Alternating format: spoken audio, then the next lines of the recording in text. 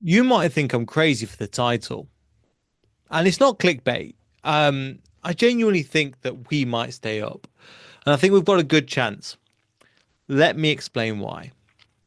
So, you've probably watched the game or you've heard about the result. Leicester City have lost 2-0 at home to Crystal Palace, making it 6 wins in 6 losses, 6 wins. I wish. Actually, 6 wins in a row would be more than the points that we currently have. 6 losses in a row in the Premier League. This is not good. Um, but there's for me, there's still signs of hope. And you can call me crazy, you can call me stupid, you can call me deluded, and I'm absolutely okay with that. I still think we've got a good chance of finishing in the outside. Why? Let's look at this. Let's get up the actual table itself and let's see if we can get into that. Is it there? See if I can find the particular ones. I can't find it. I can't seem to where to bring this up. So if we go, let's go into the game first of all. So again, if you look at this on paper, you see, oh, Leicester City again can't score. Crystal Palace could score twice. They'll be all over them. Crystal Palace are down near the bottom of the table. If we go to the Premier League tables at the moment, you'll see that Crystal Palace are towards the bottom of the table. They're in a rubbish position, etc., etc. And I understand that point of view. I'm just not about this Eeyore mentality at the moment of just everything's rubbish, everything's depressed, and I can understand why. Look, Ipswich still have to play. Everton have a game in hand, but I believe it's against Liverpool. I still think, and look at this position, 23 goal difference is obviously awful, but points difference is just a win away. And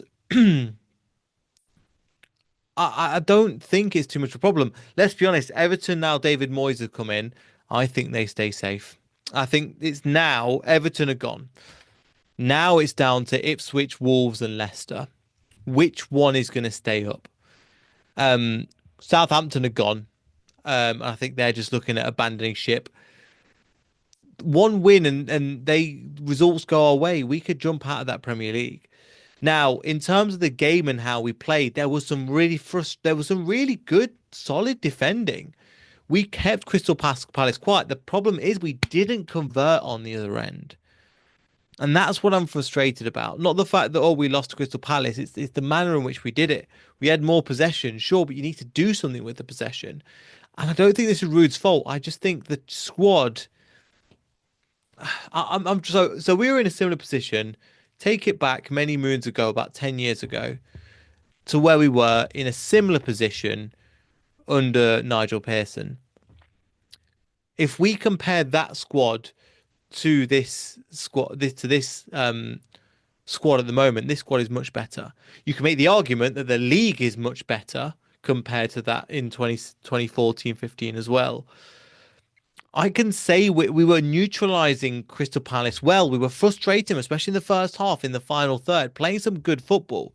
But again, individual mistakes lose us games. The second goal, yes. The first goal, again, Vestergaard is just slow. And it's something I think if we can get a centre back in of quality, the fact that we can take off Winks and put in Skip, who I think did well, the fact that we could take off, which I have a little bit of criticism for. Um, so again, we went 1-0 down. The first half again is kind of we just need to finish opportunities, and that just takes more coaching. And then you're like, oh well, we're going down, we're not good enough, blah blah blah, and I'm just not on that yet. Give me till mid-March, give me till April, and then I'll make a decision. But at the moment, because we're 2 points away, we can still finish outside of the relegation zone. I genuinely believe that. It's going to be three teams. It's made it really difficult. And the teams around us have strengthened in different ways. We've brought in Warrior Koulibaly, which has been officially announced by the club today, just before the game. And the crowd was really into it. I can see what we're doing. I can see what we're building. The problem is, I wouldn't say it's too little, too late, and it's not Rude's fault. It's just the fact that this squad, it just is nearly there, and it's so frustrating. So again, we were 61 minutes, sorry, 52 minutes, 57 minutes. And it's 1-0, and we're thinking, oh, all the hard work we did get to nothing. Then another big save, I think, by Solarchek after that, who I think who had a decent game. Crystal Palace were controlling the game at that period in time. And look, the sting had been brought out of Leicester. Now, if Rude had continued to play that, I would be saying, "What are you doing, man? We were behind the game. Change something." And he made a bold substitution. And I think if it had worked, he'd be labelled a genius, just like he did against Brighton, where we were 2-0 down, went to 2-2. We brought on Winks came off, Skip came on, El Kanous came off, and Daka came on, and Buonanotte and McAteer. So the three substitutions two at once. We put into a 3-5-2, and we decided to play Daka kind of as a drop-in 10, McAteer on the wing, and it worked. The only thing that didn't work was putting the ball in the back of the net.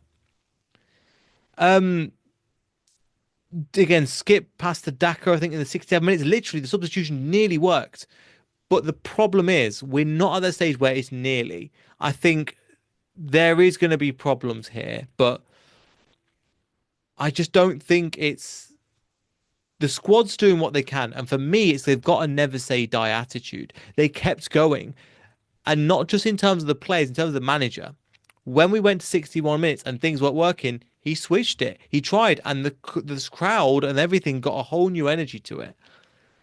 I think Crystal Palace were good. I think they were good. And I think their position in the table is what's the word I'm looking for? I don't think it's reflective of their performance. They've just had a really slow start, and now they're starting to pick up points. There was opportunities, man. Samori hit the woodwork again. And I'm like, how many times this guy's going to hit it? And I don't mean that in a, oh my God, he hit the woodwork. In a, oh man, I'm so frustrated for him because he had such a good game as well. Samori was with possession, driving through the midfield. And Crystal Palace are hard to play against. And you can say it's copium, and I'm absolutely okay with that. But I do see positives in this team. I'm more positive now than when I was under towards the end of Cooper because we were going down, and where we are in the table now is where we probably should have been under Cooper in the first place. Jamie Vardy missing gilt-edged opportunities. I don't want to say that Jamie Vardy is finished. And maybe this again another bit of copium, and some people are like to well wake up, Neil. Look, he's not the player he used to be, and I agree. But he is missing some opportunities. But he's done it before. He's missed some great opportunities, and then as we said before, um, class is permanent, form is temporary, and he's on a temporary off form. He can bring us back into games and start getting us points just by himself. I'm again the King Power was roaring. Um, Daka was doing really well. McAteer was getting in good positions, but it was just missing. And people said this squad not good enough. The squad was good enough when we got relegated. That squad was good enough to stay in the league, but they didn't care. This is the opposite. Maybe some of these players aren't good enough. And I can agree with you, but at least they care. And maybe I've got Stockholm syndrome from that the year we went down. But that team was way better than this team. And I'm not comparing it to the team went down.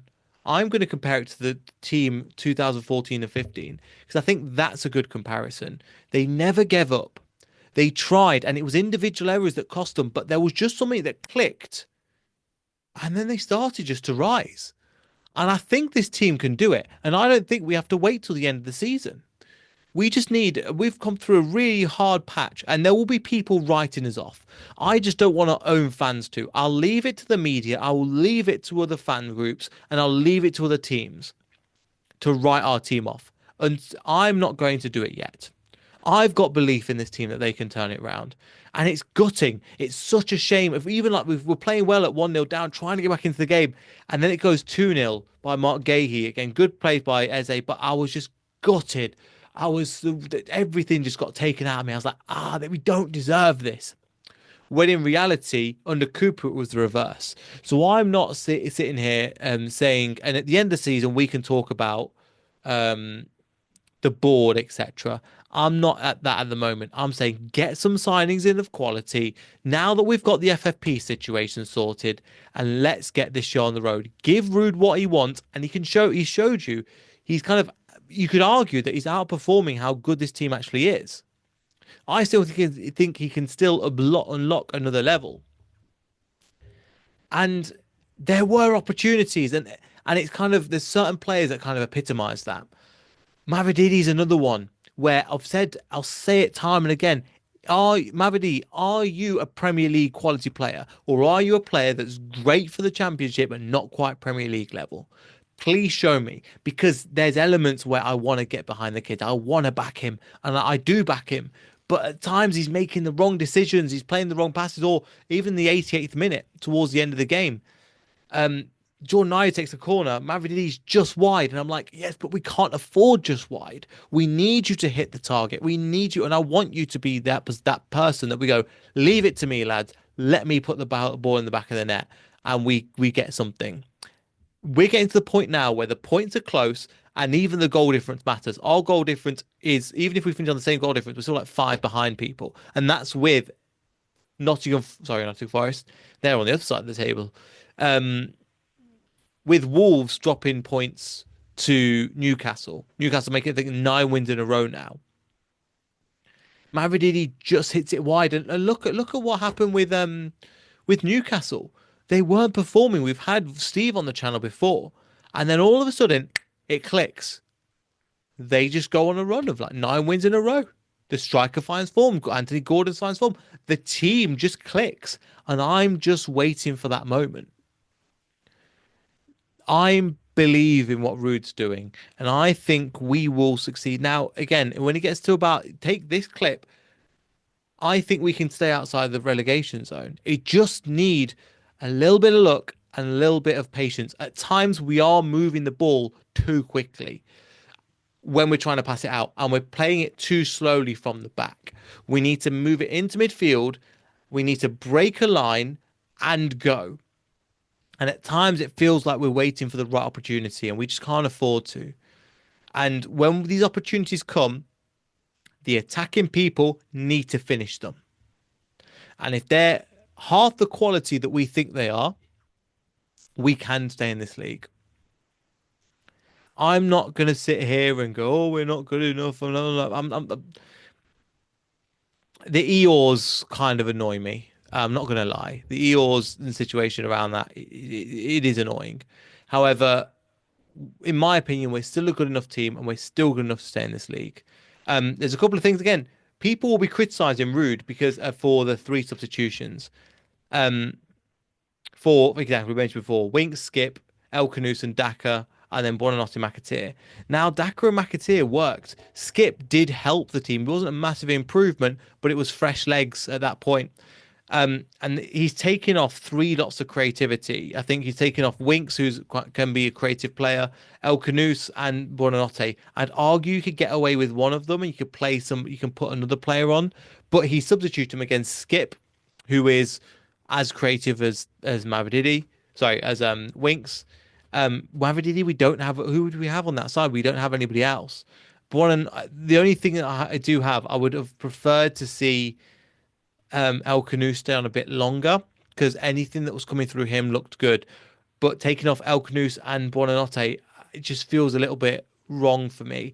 But the problem is, who do we have on the bench? And we have McAteer. Was there really anybody else? I mean, look at that now. In terms of substitutions, there, for me looking at it, I was going, again, that's outside of Rude's control, but let's look at these substitutions at the moment. Jordan Ayew, Hamza Chowdhury, Connor Cody, Patson Daka, Bobby De Cordova-Reid, Iverson, McAteer, Skip, Thomas. Was there really an opportunity? Was there really players I was like, wow?